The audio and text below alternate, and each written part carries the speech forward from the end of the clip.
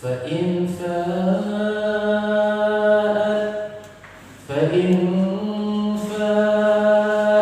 فأصلحوا بينهما بالعدل وأقسطوا إن الله يحب المقسطين إنما المؤمنون إخوة فأصلحوا بين أخويكم واتقوا الله لعلكم ترحمون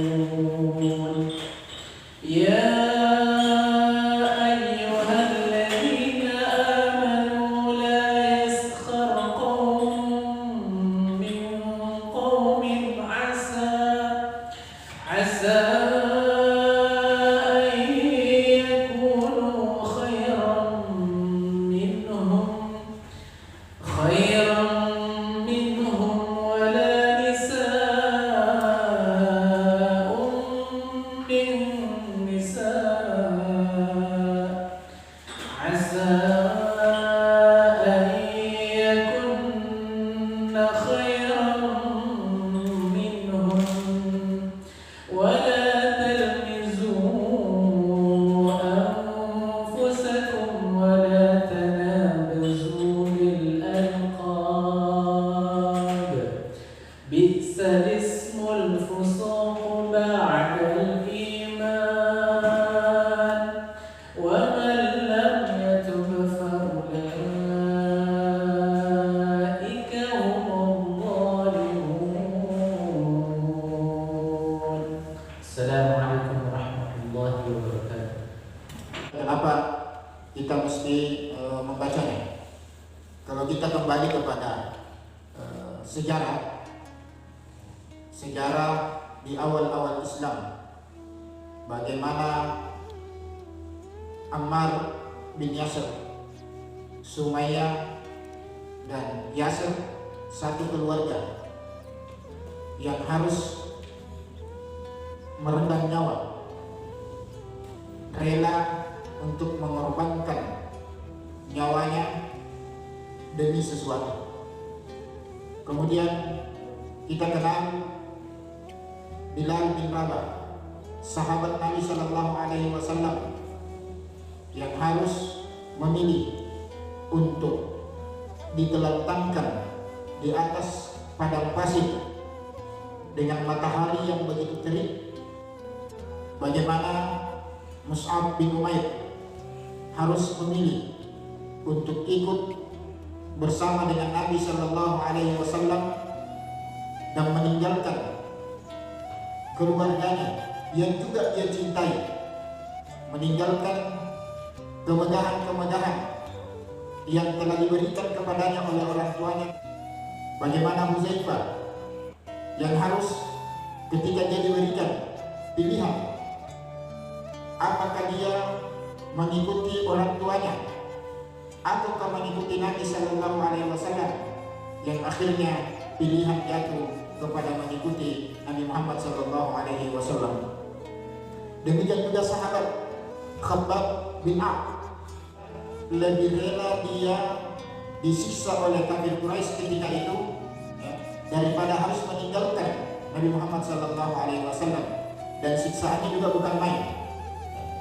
Batu yang berbentuk segitiga dibakar sampainya memerah, kemudian itu diletakkan di punggungnya beliau. Dan ketika Umar mengatakan, duduk, antum duduk semuanya di sini, kita bercerita tentang keimanan. Lalu Khabbab bin A'ad memperlihatkan lubang yang berada di punggungnya beliau, dan satu kepala tangan itu bisa masuk ke punggung belakangnya beliau. Kenapa? Karena dia disuruh untuk meninggalkan agamanya, tetapi dia lebih pilih untuk disiksa seperti itu. Sekarang ini keimanan kita diuji. Keimanan kita diuji bukan seperti sebagaimana orang-orang terdahulu diuji oleh Allah Subhanahu wa Ta'ala, yang membuat mereka bisa teguh memilih siksaan itu, memilih penderitaan itu, karena kecintaan mereka kepada Allah, cintaan mereka kepada Al-Quran, dan kecintaan mereka kepada Nabi sallallahu alaihi wasallam. 13 tahun Nabi Muhammad sallallahu alaihi wasallam tinggal di kota Mekah, dan yang diajarkan kepada mereka adalah terkait dengan keimanan. Nanti 2 tahun sebelum hijrah ke kota Madinah, ya, barulah turun perintah sholat. Kemudian ibadah-ibadah yang lainnya. Tapi 13 tahun tersebut mereka dididik keimanan mereka. Bagaimana Umar bin Khattab radhiyallahu anhu ketika beliau mendengarkan ayat Al-Quran, jangankanlah Umar lah, Abu Sufyan, Abu Jahal, dan Abu Lahab, yang ketika dibacakan kepada mereka Al-Quran surah Al-Rahman itu sendiri, mereka sujud surah saja, mereka sujud tanpa sadar. Nanti mereka bangkit dari sujudnya, baru mereka rasakan bahwa kenapa kita ini bersujud. Umar yang langsung dulu ketika dibacakan kepada mereka surah Taha, dia dengarkan lalu beriman kepada Allah Subhanahu wa taala. Langsung beriman dan mencari Nabi sallallahu alaihi wasallam untuk mengucapkan 2 kalimat syahadat. Dari kisah tersebut, kenapa bisa? Ada apa dengan Al-Quran yang mereka lebih memilih untuk menderita dengan rasa sakit? Seandainya peristiwa itu datang kepada kita di saat yang seperti ini, kita tidak mungkin dapat membayangkan apakah kita akan meninggalkan agama ini atau memilih rasa sakit tersebut. Oleh karenanya ada kata yang sering melintas di beranda Facebook kita terkait dengan ini. Mungkin kita bisa tulis besar-besar di agenda kita atau di rumah kita. Siapapun tidak mampu untuk merubah Al-Quran, tetapi Al-Quran akan bisa merubah seseorang. Seseorang tidak bisa merubah Al-Quran, tetapi Al-Quran bisa merubah seseorang.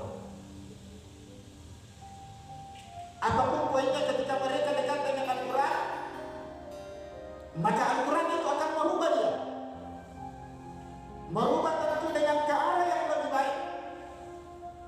Kitabun anzalnahu ilaika litukhrijan nas minadh dhulumati ila nur. Al-Quran, kata Allah, diturunkan oleh Allah Subhanahu wa taala untuk mengeluarkan manusia dari alam gelap gulita menuju alam yang terang benderang. Hanya 23 tahun Nabi sallallahu alaihi wasallam menerima wahyu Mekah dan Madinah, dan seketika itu semuanya berubah 100%. Menghilangkan apa-apa yang akan merusak masyarakat, menghilangkan sesuatu yang merusak jiwa-jiwa manusia. Datang Al-Quran untuk membahagiakan mereka, mengarahkan mereka, mendidik mereka, dan tidak satupun dalam perjalanan sejarah Islam ada orang yang dekat dengan Al-Quran, mentadaburi isi Al-Quran, melainkan mereka mendatangkan kedamaian. Di mana sahabat-sahabat Nabi Sallallahu Alaihi Wasallam mereka ditempatkan di negeri apapun mereka ditempatkan, maka Al-Quran yang mereka bawa di dalam hati-hati mereka itu mendatangkan kedamaian. Dan tidak ada negeri yang mereka berpijak di tempat itu melainkan kemenangan datang kepada mereka. Oleh karenanya pantaslah jikalau Nabi Sallallahu Alaihi Wasallam dan Umar bin Khattab radhiyallahu anhu, bahwa Nabi Sallallahu Alaihi Wasallam bersabda, Inna Allah yarfa'u bihadzal kitabi aqwaman wa yad'u bil akharin. Sesungguhnya Allah Subhanahu wa taala mengangkat derajat suatu kaum disebabkan karena Al-Quran, dan di sudut yang lain wa yad'u bil akharin, dan Allah Subhanahu wa taala menghinakan mereka, menghancurkan mereka, membuat mereka menderita disebabkan juga karena mereka meninggalkan Al-Quran.